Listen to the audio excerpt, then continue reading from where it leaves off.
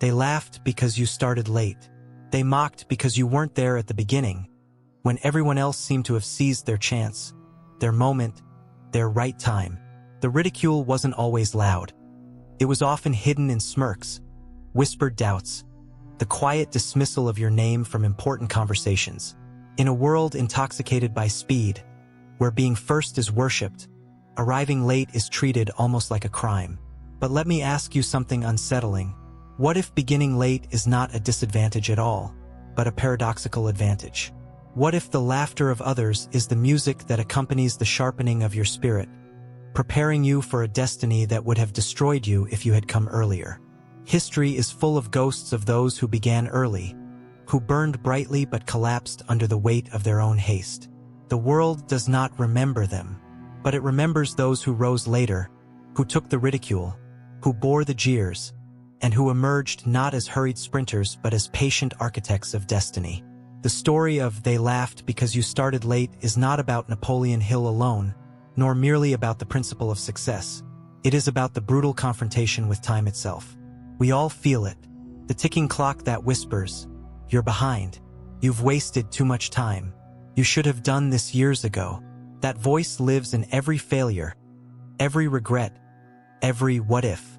And yet, hidden in that accusation is a truth so radical it can shake you awake.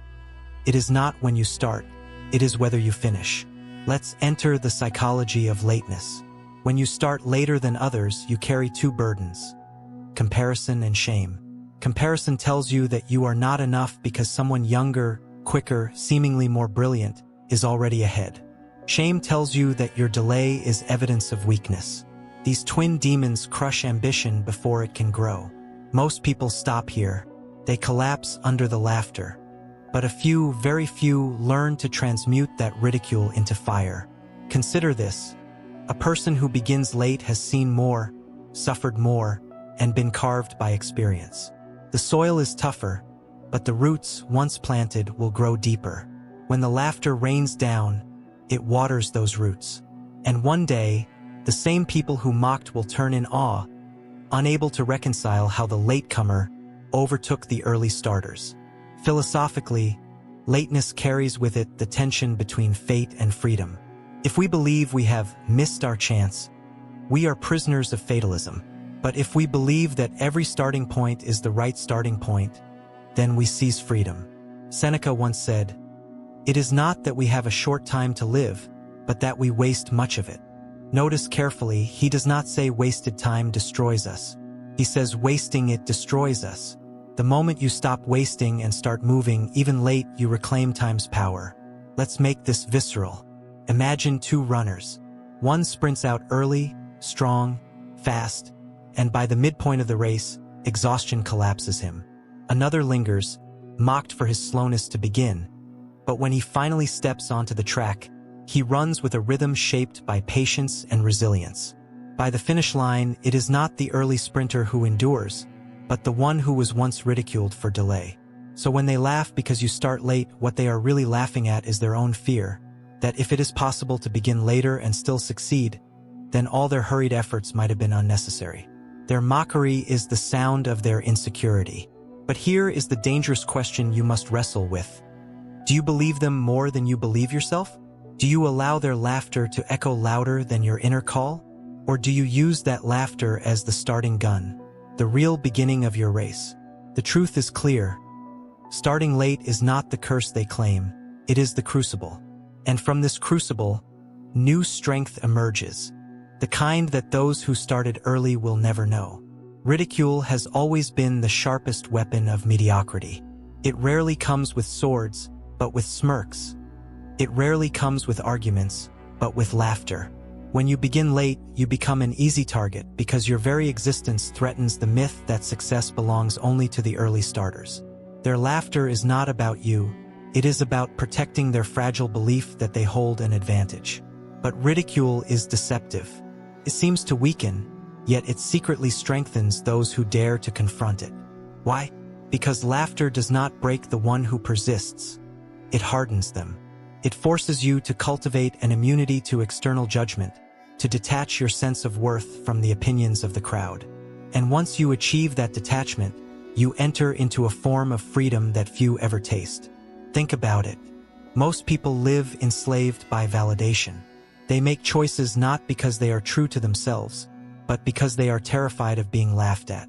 That is why ridicule kills more dreams than failure ever will. To step onto the path late, mocked and doubted, is to expose yourself to the most primal fear of the human psyche, rejection by the tribe. Yet, paradoxically, it is precisely by enduring that rejection that you gain the power to rise above the tribe. Psychologically, starting late has one overlooked advantage. It grants you perspective. When you've been an outsider looking in, you see the flaws of the game more clearly than those who rushed into it. You notice where early players wasted energy, where they overestimated speed and underestimated endurance. By the time you step in, you are armed not just with ambition, but with wisdom forged in waiting. Delay is not merely delay, it is preparation disguised as punishment. The world calls it lateness. Life calls it readiness. What looks like lost years are often incubation years. The caterpillar does not fly when the others do. It waits in silence, hidden, mocked by the wings it does not yet have. But when the wings emerge, no one remembers the waiting. This is why laughter should never be feared. It is the most revealing mirror of human insecurity. When they laugh, they tell you more about their limits than about yours. Your lateness unsettles them because it whispers a possibility they cannot bear, that the clock is not as rigid as they were told. To understand this, let us step into philosophy.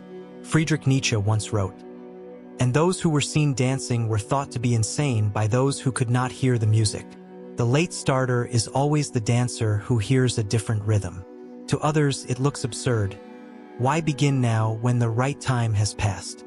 But the rhythm of destiny is not synchronized with the applause of the crowd. It moves in silence, and those who can attune themselves to that silent music are the ones who eventually astonish the world. Yet here is the tension. Ridicule is painful. No amount of philosophy can make laughter feel like praise. It stings. It isolates. It burns pride and confidence. And that is precisely its function. Ridicule is the fire that tests whether your commitment is fragile or unbreakable. If you cannot withstand mockery, you will never withstand failure. If you collapse at laughter, you will collapse at loss. So the hidden power of delay is not only that it gives you wisdom, but that it forces you through ridicule into resilience. By starting late, you are automatically cast into the shadows of doubt. From those shadows, if you persist, you build an inner light that no ridicule can dim. The irony, of course, is that when you finally succeed, the same people who laughed will rewrite history. They will claim they always knew you would make it. Their memory will twist, their laughter will vanish, and only your perseverance will remain. So, let the ridicule come. Let them laugh because you started late. For every mocking word is a stone, and every stone is material. While they waste theirs in mockery, you gather yours in silence, building, brick by brick, the foundation of a destiny they cannot even imagine. Shame is the silent poison of delayed beginnings. It doesn't scream like ridicule. It whispers in the quiet moments when no one is watching, tells you you're too old, you've wasted too much time. Look at them, they're already ahead. Shame is subtle, but relentless. And when paired with comparison, it becomes a chain that binds even the most brilliant minds to mediocrity. Comparison is the thief of peace. When you measure your path against another's, you are not comparing reality. You are comparing your beginning to someone else's middle, your hidden struggles to their curated victories. Starting late intensifies this trap because the evidence seems to be everywhere. Peers who began earlier appear more accomplished, wealthier, celebrated. Every glance at them becomes a reminder of where you are not. But here lies the alchemy, the possibility of transformation. Shame and comparison are not merely prisons. They are raw energy. When transmuted, they become fuel for an unstoppable drive. The late starter learns to use the sting of shame as motivation and the ache of comparison as a compass, guiding them toward deeper authenticity. Think of shame as fire. It can either burn you to ashes or forge you into steel. Those who collapse under shame's weight never see its hidden potential. But those who confront it, who stare into its accusing voice and say, "Yes, I started late," but I am still here. Transform that fire into resilience. Every step forward then becomes an act of defiance, a quiet revolution against the tyranny of regret. Comparison, too, can be reversed. Instead of resenting those who are ahead, the wise latecomer studies them. Comparison becomes education. Their journeys become case studies, not to breed envy, but to reveal patterns. What mistakes did they make by rushing? What blind spots emerged because they never had to fight shame? By beginning later, you are able to see their paths not as unattainable, but as instructive. This reversal is what I call psychological alchemy, the art of taking destructive emotions and distilling them into strength. Shame becomes urgency. Comparison becomes strategy. Delay becomes discipline. Through this alchemy, the late starter builds not only success but depth, a character forged in fire rather than in comfort. There is also a spiritual element to this. Starting late requires humility. It demands that you accept where you are without illusion. This humility, though painful, becomes a superpower. Unlike those who began early and were intoxicated by early victories, you are not blinded by ego. You enter the arena aware of your flaws, aware of your debts to time, and because of this awareness, you work with a focus and hunger that the early starter cannot replicate. The paradox of lateness is this: your shame and comparison, when transmuted, create a depth of will that makes you unstoppable. The laughter of others fades quickly, but the discipline forged by overcoming shame becomes permanent. The philosopher Soren Kierkegaard once wrote, "Anxiety is the dizziness of freedom. In the same way, shame is the dizziness of possibility." It feels like paralysis, but hidden within it is the freedom to act differently. If you allow shame to define you, you remain frozen. If you use shame as evidence that you still care, still hunger, still long for more, then you recognize it as a signal. You are not done. And comparison? It is only dangerous when you forget the uniqueness of your own path. The late starter's comparison becomes less about, "Why not me?" and more about, "What can I learn from them?" This shift changes everything. Suddenly, comparison is not a thief but a teacher, and shame is not a cage but a forge. So the question is not whether shame and comparison will come. They always will. The question is whether you will let them hollow you out, or whether you will transmute them into the very fuel that propels you forward. The alchemy begins the moment you stop running from the sting and start harnessing it. And from that moment, lateness ceases to be a burden.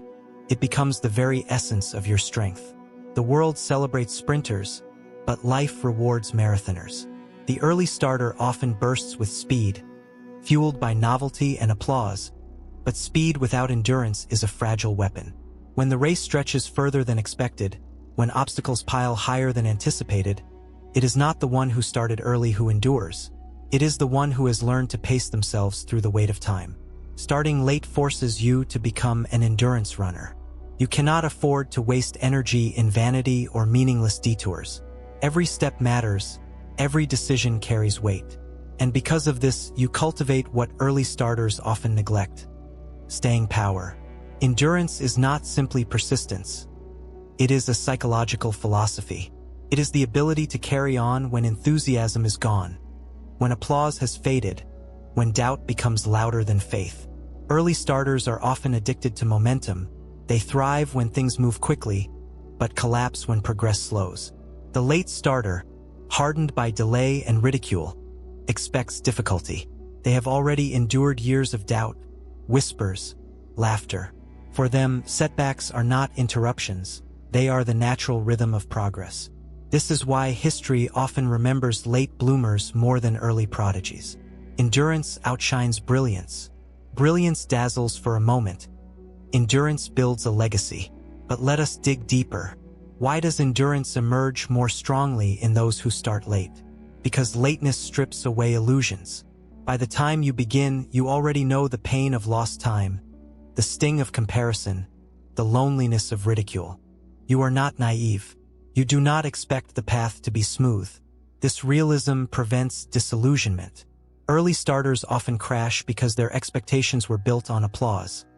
Late starters endure because their expectations were built on silence. And silence is the perfect training ground for greatness. In silence, you learn to work without validation, to persist without recognition.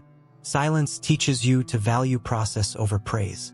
And when the storm of hardship arrives, you are not thrown off balance. You have lived in storms before. Endurance also redefines time itself. When you play the long game, you stop asking, "How quickly can I achieve this?" and begin asking, "How deeply can I sustain this?" This shift changes everything. You no longer measure yourself against those who sprinted ahead. You measure yourself against the strength of your own persistence. Consider the oak tree. It does not sprout overnight like weeds. It takes years, decades, to grow roots deep enough to withstand storms. In those early years, it looks weak, fragile, even late compared to quick-growing plants. But when the winds howl, the oak remains while the weeds vanish. The late starter is like the oak. They may appear behind, but their roots are digging deeper, preparing them for a future that weeds will not survive. There is also a spiritual dimension to endurance. Endurance is not only about lasting longer, it is about lasting truer. It demands integrity. If you cut corners, if you chase shortcuts, your endurance collapses. Starting late often forces you into integrity because you cannot afford illusions. You learn to do the work properly, to build foundations instead of facades. And when others' castles of sand collapse, yours remains, brick by brick, unshaken. As Marcus Aurelius once wrote, "If you are distressed by anything external, the pain is not due to the thing itself, but to your estimate of it. And this you have the power to revoke at any moment." Endurance is precisely this power, the refusal to give suffering the final word. By starting late, you are already trained in this refusal. You have lived through the sting of ridicule and the weight of time. You have already revoked despair before even beginning. So, when the race grows long, who survives? Not the one who started with applause, but the one who started with silence. Not the one who sprinted ahead in arrogance, but the one who paced themselves through ridicule, shame, and delay. The long game is not about arriving first. It is about still standing when the dust has settled. And in this, the late starter holds the advantage. There comes a moment when the laughter dies. Not because the world suddenly grows kinder, but because the late starter has turned their lateness into power. This is the transformation, the point where delay, ridicule, shame, and endurance alchemize into destiny. The paradox of starting late is that the very thing used against you becomes your signature strength. They said you missed your chance. They said the doors had closed. But lateness reshaped you. It stripped away illusions, burned out vanity, forged humility, and carved a patience most cannot endure. What began as your disadvantage becomes the exact reason you rise higher than those who started early. Destiny does not measure beginnings, it measures endings. The applause for early starters fades, but the triumph of the latecomer resounds longer because it is built on substance, not spectacle. You arrive not with fragile brilliance, but with grounded wisdom. You arrive not rushing, but enduring. And when you arrive, you carry something others cannot replicate, the authority of one who has walked through fire. But destiny is not handed over like a gift. It demands transformation, and transformation is always painful. You will doubt yourself. You will face nights where the weight of lost time feels unbearable. You will look at others and wonder if you are too far behind. Yet, the moment you realize that lateness is not disqualification but initiation, everything changes. The laughter no longer cuts, it fuels. The delay no longer paralyzes, it strengthens. This transformation is less about external success and more about inner mastery. Because the truth is, starting late forces you to confront the deepest fear of all, the fear of wasted life. And once you confront that fear, once you stare it down and keep moving anyway, you unlock a level of courage that cannot be taken from you. The triumph over time is not about beating the clock. It is about reclaiming it. You realize that every second forward is a victory. You are no longer enslaved by the illusion that there is a perfect time. There is only this time, the one you hold now, and that realization liberates you. Think of those who began too early, intoxicated by applause. Many burned out, lost in the noise, unable to sustain what they built. Think of those who never began at all, paralyzed by fear. And then think of the late starter, the one mocked, doubted, written off. They endure long enough to become undeniable. They rise not quickly, but permanently. The deeper truth is this: lateness is not lateness at all. It is alignment. You began when you were ready, not when others thought you should. And readiness is infinitely more powerful than speed. Consider this: the universe does not ask for your punctuality. It asks for your authenticity. The oak does not sprout on the schedule of weeds. The eagle does not hatch when the sparrow does. The river does not flow by the clock. It flows by its source. So too with destiny. You begin when you must, not when others want. And in this, you become untouchable. The laughter fades. The shame evaporates. The comparison loses its grip. You have transformed lateness into legacy. As the philosopher Arthur Schopenhauer once said, "Talent hits a target no one else can hit. Genius hits a target no one else can see." The late starter is the one who, through delay, sees what the early starters could not. They hit targets invisible to those who rushed. So, if they laugh because you started late, let them. Let them spend their energy mocking, doubting, dismissing. Because when the laughter stops, and it always does, it will not be them who stand on the mountain. It will be you. For greatness is not about the hour you began. It is about the endurance of your climb. And when the summit is reached, no one will ask when you started. They will only ask how you endured, how you persisted, how you transformed lateness into destiny. The triumph of the late starter is not simply success. It is victory over time itself.